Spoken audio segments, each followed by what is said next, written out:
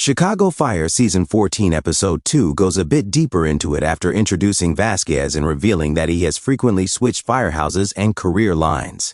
Vasquez is obviously concealing a lot, and perhaps it won't take long to discover what it is.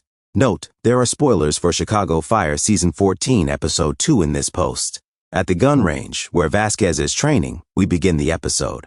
He obviously would have liked to work at the police academy, but what prevented him from doing so? This is a sensitive topic that will undoubtedly come up when people he was at the academy with inquire about his family. Chicago Fire Season 14, Episode 2 presents Kidd and Severide with a decision to make. It should be a fostering situation, as Kidd and Severide have agreed to foster the adolescent boy in the group home.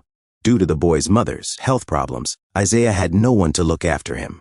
The two make an effort to relate to him because it's a difficult situation.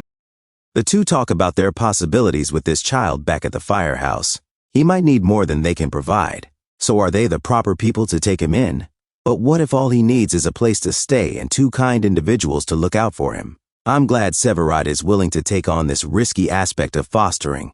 I don't believe there was any discussion about Kidd's desire for it.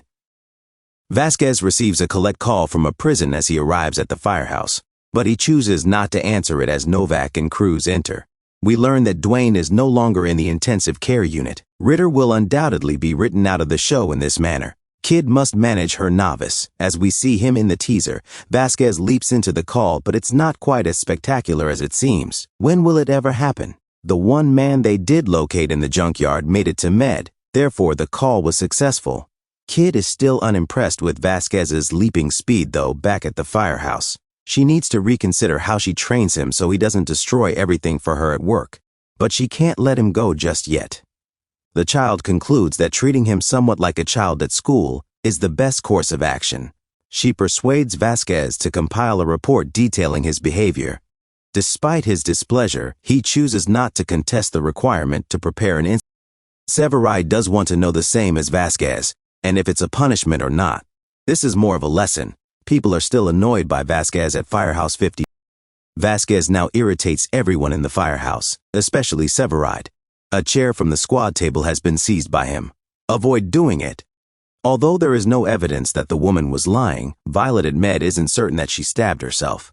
In any case, they must go to the following call, which involves a man who has sustained a cut on his arm. You can see it's a profound wound because Violet and Novak instantly associate the woman with it.